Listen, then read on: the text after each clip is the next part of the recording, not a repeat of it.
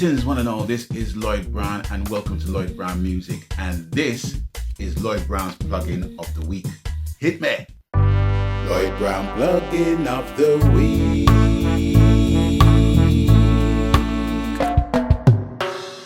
Yes, ladies and gentlemen, Lloyd Brown's plugin of the week, where I'm going to be talking about old, new and future plugin technology that has taken my interest across the home studio recording landscape. Now, before I go any further, I need to kind of explain to the uninitiated what a plugin is. And I can simply put it like this. A plugin for a studio is like an app for your smartphone. So with your smartphone, you have different types of equipment that serves its purpose and has a particular function. So let's just say the camera that I'm looking at right now. It has a basic function, and if I want to put filters on my camera, I can do so with the bog standard applications that I have pre-installed out of the box that came with the phone. But more times than not, those are not really of an optimum standard. So there are other ones that are available that I can basically buy, put in the phone and enhance that. So if I want a good set of bunny ears on my head while I'm talking on my blogs, I can do that by getting another application to do that. It's the same principles with plugins and studios, better known as DAWs, which stands for Digital Audio Workstation. Now, they come in the form of many different types: Cubase, Ableton, Reaper, Pro Tools. And the beauty is there's so many free DAWs available if you really want to get into the entry level of home studio recordings. But like I said, as with standard equipment, there's standard applications, so they might not have the sounds that you hear other producers basically knocking around in their home studios. And that's where the plugins are important to put into your DAW and further enhance the sound that you have coming from your DAW, and in fact molding a sound that identifies you to the public that you're basically applying your trade to. Plugins come in two popular formats. And the first one I'm going to talk about is the one that I have the least knowledge of. So bear with me. The first one is called AAX, which stands for Avid Audio Extension. Now, Avid is a major company that deals with audio-visual production, and they're mostly aligned with Apple, okay? And AAX are basically plugins that you will find in Pro Tools. The AAX plugins have replaced, I think it's the RTAS plugins, which serve 32-bit computers, whereas now the AAX serves for the 64-bit computer. That's all I know about it. So moving on swiftly to VST, as you can deduce, is serving the PC market. Now, VST basically stands for Virtual Studio Technology. They have two different versions. They have the 32-bit versions of their plugins and the 64-bit versions of the plugins. My computer is a 64-bit computer, although I can still run some 32-bit plugins on there. And that's only in the rare circumstance that the plugin itself only runs on 32-bit. But even if they don't work on the 64-bit, you have applications called bridges, where the bridge actually accepts on the computer's behalf the 32-bit plugin, and it can work on a 64-bit computer. I don't dig too deep into that, simply because I just want a 64-bit piece of kit to work on my 64-bit computer that is as compatible as I want it, and that's just my choice. VSTs are basically applications that can be used to enhance the sound's performance or the studio's performance from many different aspects. Plugins that can fatten up your bass lines, fatten up your kick drums, modulate and manipulate your vocals, manipulate your EQs, you name it. Anything that you can hear that wants to be manipulated, there's a plugin for that. Just like there's an app for everything on your phone. It works on the same principle. So I hope that explanation suffices with you all as to what plugins are in relation to studio recording. So moving forward with my personal plugin of the week, I want you to talk about a plugin which is old, but to me it's very indispensable for songwriters. That's my bag. And for a long time I wanted to search for a plugin that can help me write songs away from a studio environment as well as within a studio environment. And I found this beauty.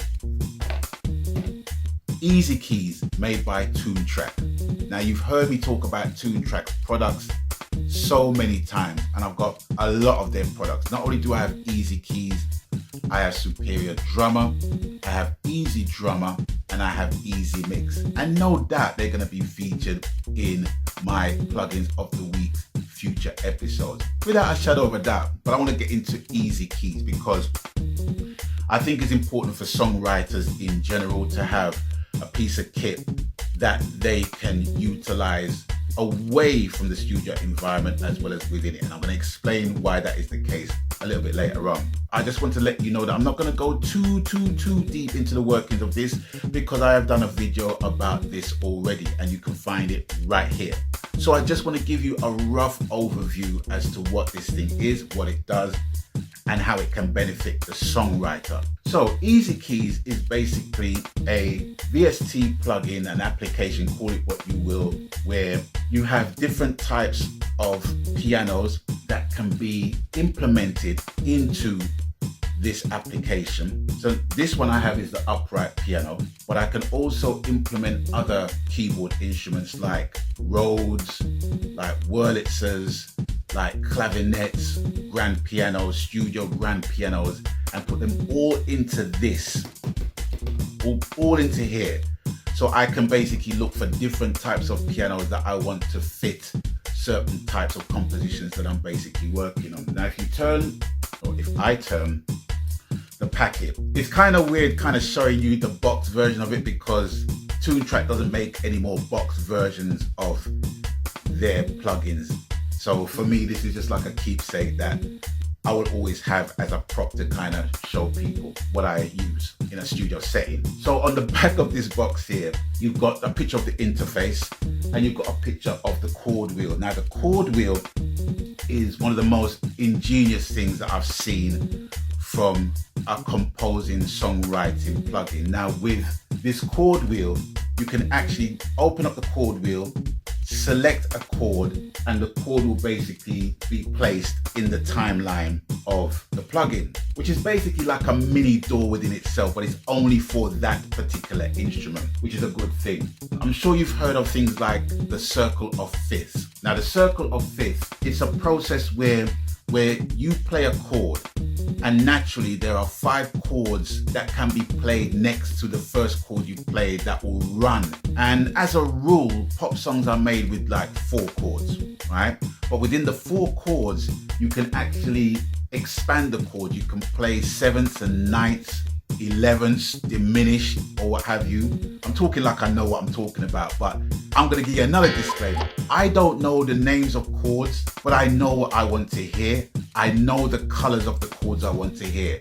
So you might say, oh, a D major 7th. I don't know what you're talking about, but if you play it and I like it, I'll have it. If you play it and I don't like it, I don't want it in the song. You know what I mean? That's just me. And there's many other people like me as well. So with chords, you can program your chords, even in the circle of fifths, in so many different ways to bring color and space and depth into your chord progressions as well. And that's the beautiful thing about it.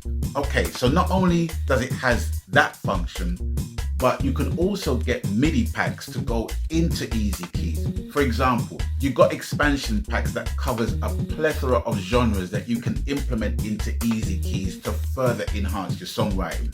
For example, you got MIDI packs from different genres like gospel, country, jazz, blues, even reggae. I wouldn't go for the reggae ones too much because I'm sorry, but they're just not happening. Sorry. There's so many other different type of genres and different play styles within the genres that you can implement in Easy Keys. So if you implement all of those things within the different instruments that Easy Keys offers, like I said, clavinet, studio grand, upright piano, Rhodes, all of that stuff, you can get a different variation of play styles. And not only that, you can go into the editor of the plugin and move certain notes within it by using the MIDI function and moving different notes to tailor to what you hear, not necessarily the stock play style that Easy Keys has to offer you. I think it can be said that people can tell if you're using Easy Keys if you're just using the stock playing style. For me, I can agree with that. And what I tend to do, I tend to take different notes out of the stock play style within Easy Keys and just move them around a little bit and just kind of put my stamp on it, if you know what I mean. That in essence kind of separates the stock from the composed, if that relates to you in any way, shape or form at all. That's a good thing.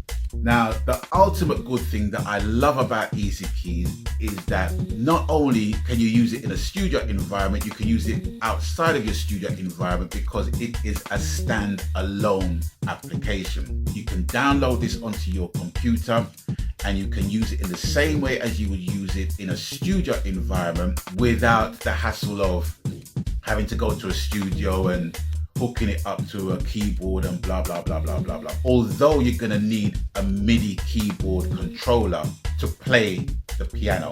There's very small ones that you can get on the marketplace right now. And also you can export the files that you've composed as MIDI files and as audio files. So you can take the audio file and basically just put it in your phone, listen to it and see what other ideas you can put on top of that.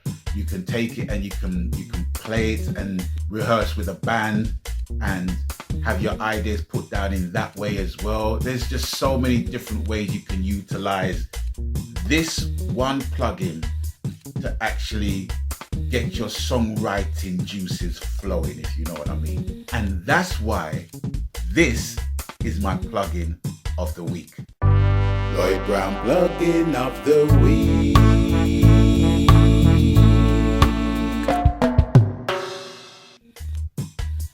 So I want to take this opportunity in thanking you all for watching, thanking you all for stopping by. If you like the content thus far, please smack a like, smack the subscribe button, click on the notification bell icon so that you can get future updates delivered to your device of choice as and when the uploads arrive. So it's with that I'm going to bid you a fond adieu for now. And as always, you don't know the coup. People, please abstain from foolishness, even your own. And until we link up next time, people stay blessed. I'm out of here. Magan. Laters.